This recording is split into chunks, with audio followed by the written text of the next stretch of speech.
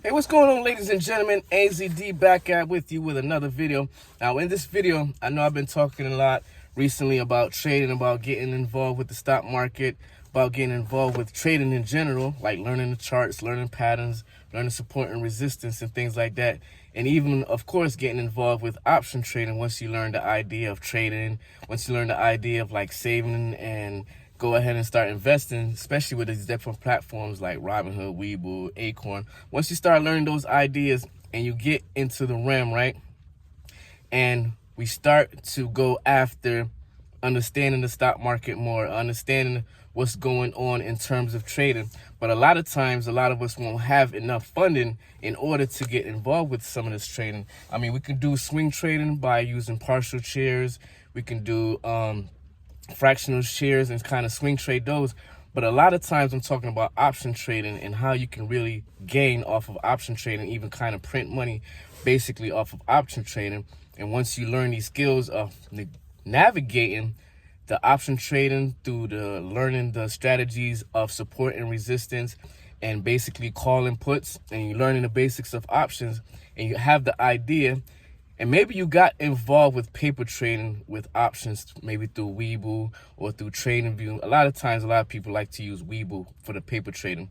But disregard all of that. Now you're ready to put your real money in, but you don't have enough funding. How can you start off with a small amount of money? And this is not financial advice. These are just some strategies and tips that I've used and able to use in order to get involved with the stock market, in order to get involved with option trading, and using option trade in order to gain some momentum in my portfolio, or even to build up my portfolio. And even sometimes, like, it's good. It's a good thing to learn because, like I said, it's not really exactly printing money, but it's a good way to generate some extra money online.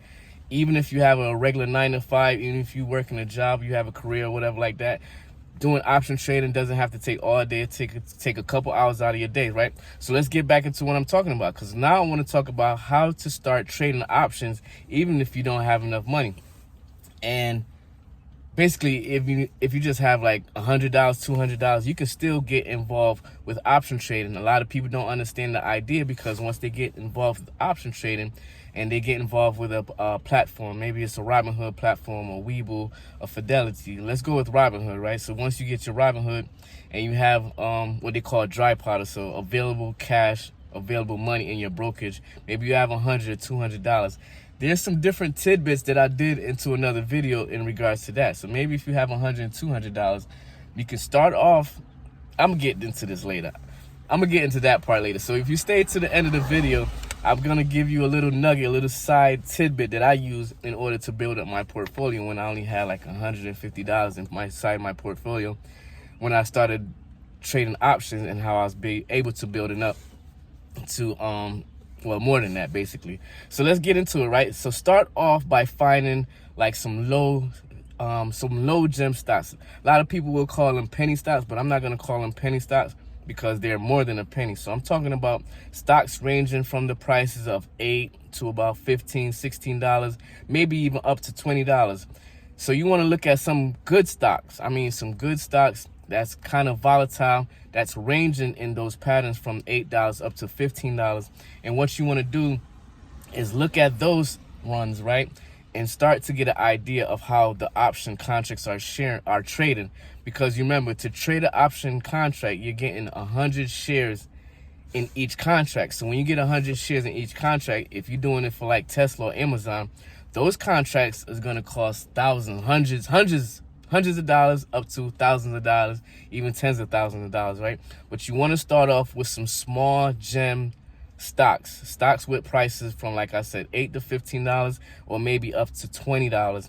And what you're gonna do, the best thing that I say, what you're gonna do is you're gonna look at the range of that stock over the last week up to 52 weeks. So you want to find the 52-week low and the 52-week high. And most of the time, those ranges are gonna be between about $2 to $3, $4 for these kind of stocks, right?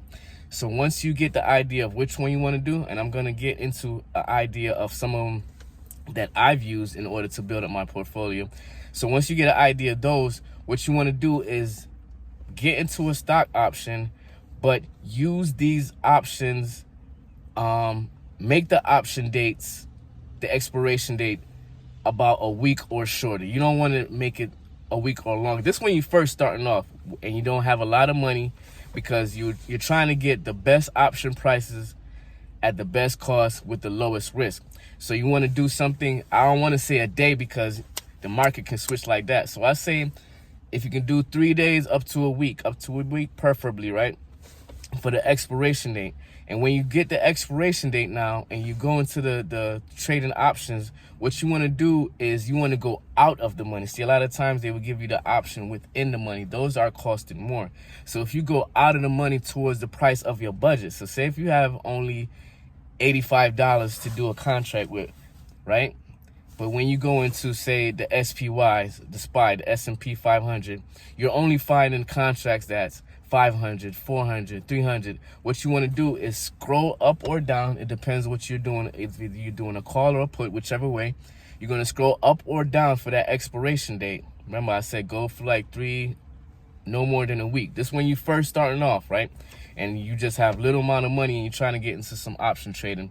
So then you're going to scroll and you're going to go towards the price out of the money, but within your price range. So say if you have $100, but you don't want to do $100, you want to do a $75 contract, you're just going to scroll to that date. You got the expiration date. You're going to scroll up or down towards that price that's geared more towards your budget.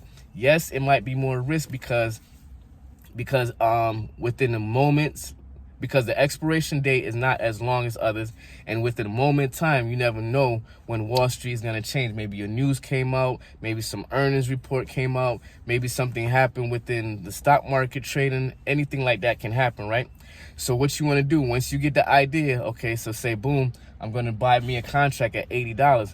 Once you buy that contract at $80, make sure, do not do this without doing this. Because these are some mistakes that I made, and I keep making the mistakes and I keep having to catch myself. Make sure you set your stop loss, all right? So if you buy a contract for $80, maybe you don't want to lose more than $5, $6, right? So you want to set your stop loss at, so if it's purchased at $80, you want to set your stop limit loss. Set this up. Not your stop loss, your stop limit loss. So basically your stop limit loss is if it come down, say it's $75, right? But I don't want to lose more than $6. So say if it come down to 75 but bounce up, but then it come down to 74, and then it bounce up, and then it bounce back down to 74, look like it's about to go to 73, it would knock you out. It would knock you out, so then you won't have to lose more than $5 or $6 on that trade. So at least you have some money to get into another trade, maybe the next day or later on that day. I'm going to get into some strategies that I've did, but not in this video, that I've done, and I think I did a video before it. I'm going to look for the video, and if I find the video, I'm going to put it right here. Just go ahead and click on it and link on it and go ahead and watch that video. I go across some strategies of how I use what they call it, not leverage trading, but it's not a cash account, it's not leverage trading, it's almost like leverage trading. So basically they with Robinhood, they let you have a certain amount of, well, you have to have the money in your account, but they let you keep using that money. So say if I buy a contract at $80 and that contract goes up to $90 and I sell it at $90, I get that $10 profit. But with Robinhood now, if you're not doing a cash trade, if you're doing a margin, there we go, margin trading account. If you're doing a margin trading account, what they do, they basically give you back that whole $90, and you can go ahead and get into another option using that $90 or another trade using that $90. Whereas if you have a cash account, once you use that $80 and that $90 profit, and not $90, and $10 profit, so now you have $90, they don't automatically put that account back, that money into your account until the following day. So you don't have access to that money to trade. But with a margin account, you do have access to that money. I'll get into that into another video. Like I said, I did talk about it in a different video. If I find that video, I'm gonna put it right here. Go ahead and click it and link it, right? So let me move on now, right? So other than that, now let's get into some of the stocks that I was using in order to build up my portfolio using margin trading account. And some of those stocks were Palantir. It's not the same anymore, because when I was doing it, Palantir was about $25, $30. Now Palantir is up to about 100. I think of the day of this recording, Palantir just had earnings. I think it went up to $125. So that would have been a good one to get into a trade maybe a week ago because it was low. So if you would have got into a option trade, like a week option trade, that meaning that the expiration date for that option doesn't expire until a week away, that would have been a good one because, like I said, this week, that would have been a good call option because this week Palantir, they had his earnings, and the earnings came out to be more than what expected, right? So Palantir was one of them that I used to use. Well, I still do. The S&P 500, which is the SPY, the SPY, and also AMD. AMD is also up there too. Now all of those, I got another one for you. This one right here has really helped to build up my portfolio because it's very volatile, and that's SoFi, SOFY. SoFi sometimes range between $9 up to $14. So say if it's at $9 and you go ahead and you got a contract, maybe this thing though with SoFi is volatile, but it's slower than the SPY or Tesla or anything like that. So even though I said do like a few days to a week, I say with SoFi, try to do 2 weeks to 4 weeks and make sure you still put in that risk management by setting up your stop loss, right? It's a lot more things that I'm gonna get into another video. I just want to come across with these ones to say how you can start trading options. And if you don't even have a lot of money, you can still trade options even if you don't have a lot of money. So the third tip, like I said earlier, is to have your expiration dates closer, not further out, closer. If you're doing a leap call or a leap put, yes, a leap call, leap put is like I just said. SoFi was down $9, but maybe you're thinking 2 months from now it's going to go up to $13. That would be a leap call or put, which would make it 2 months or 3 months out from the current date that you bought. The expiration date will be 2 to 3 months out. But what I'm saying now is instead of 2 to 3 months out, try to have it like a week to 3 days using the SPY, using SoFi, using Palantir, and any other good stocks. You're going to do a closer expiration date and out of the money option contract. So you want to go closer to your budget as possible and make sure you set that risk loss, that stop limit. You don't want to be losing. You don't want your contract to be expiring at 0. You don't want your contract to go down to like 10% left in your contract or whatever, and you think that it's going to all come back. No, do not try to do that. Make sure you learn from some of my mistakes. I'm going to be sharing some of my mistakes on here. Make sure you set your stop loss, all right? Now, like I said, I like to use volatile stocks because they make moves within a day or a couple of days. So those are good to get into because you're going to know your support. You're going to know your resistance. In addition to what your support and resistance, you're going to know the different ranges and locations that the stock will go in the trade. So this is all by looking at the charts, looking at the chart the day before, looking at the charts the week before, looking at the 15 minutes and the 30-minute candle and the hour candle. I really don't do more than those. I do the 5, 15, 30, and the hour because most likely those are the ones that I'm going to be trading. So I say it's best to use a volatile stock. If the stock isn't too volatile, then you want to do a leap option, either a leap call or a leap put, which, like I said earlier, it's like a month or so, 2 months down the line. Its expiration date is further down than if you're doing like a day trade or a swing trade, right? And now for the last final tidbit, right? I already mentioned it, so I hope you caught it earlier, right? So the last final tidbit I got for how to start trading options, even if you don't have a lot of money, right? The last and final tidbit that I have is to use a margin account. So you put $150, $200, $125, maybe even $100 into your margin account, right? And like I said earlier, you do an option trade. It could be either option call or option put. Once you gain some profit, you're going to see that money. Once you see profit, you take profit. Like my coach Chris say, see profit, take profit. So you do, like I said, maybe it was a $80 contract, $80 for an option contract with an expiration within the next 3-4 days, expiration date within the next 3-4 days. And you take that trade at 10:30 in the morning and you see by 11:45 it's up $10, you see that profit, you take that profit. Now with the margin account, it gives you that $80 in addition to that $10-15 profit. So now you have $95 inside your margin account. So you can go back now with that $95 and you purchase another contract somewhere else. Could be the same stock, whatever like that. Be careful though, make sure you set your risk manager. And then you're gonna purchase a contract at $90.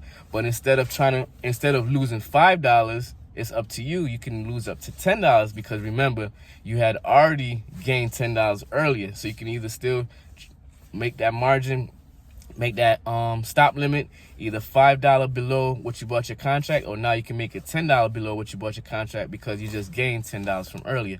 But make sure you set that stop limit loss because you don't want to go in a loss. You do not want to be in a loss if you're doing these kind of changes because you don't want your margin accounts to go into a negative. So that's the little tidbit that I had. I said, like I mentioned in the video before, like I said, if I find it, go ahead and click on it and go ahead and get involved with it. Margin account was one of the ways that I was able to build up my dry powder within my portfolio in order to start building up my option trading even more, where I was able to start purchasing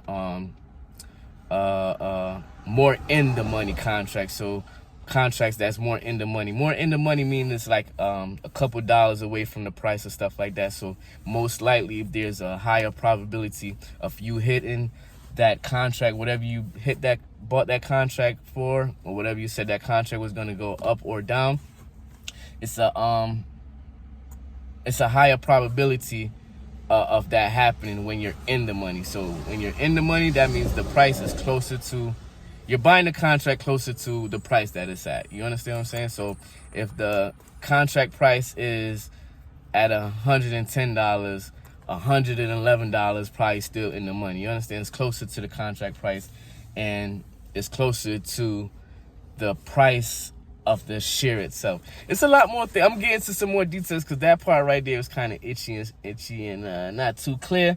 But if you're into option trading, you probably kind of understand what I'm saying when I'm saying you want it in the money. So in the money, like I said, if you buy a contract and like I said, the contract is $110, but you bought the contract for $109, that's in the money. If you bought it for $97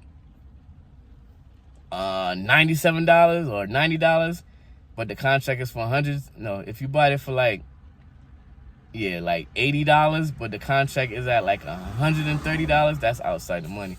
If you do hit that though, if you buy that contract and that contract happens to play out before the expiration date, that's a good lot of money that right there that you can earn off of that. So once again, it's AZD. I hope I didn't ramble on too much. I hope I didn't repeat too much. I hope you got some gems, some nuggets out of this. And if you do, please hit that like button, hit that subscribe button. And also go into the description and get involved with that Acorn app. That Acorn app is also giving away money once you sign up and join with them, in addition to a lot of other bonuses. So once again, it's AZD. Hope you got some value out of this. Hit that subscribe button and I'll see you next time. Peace.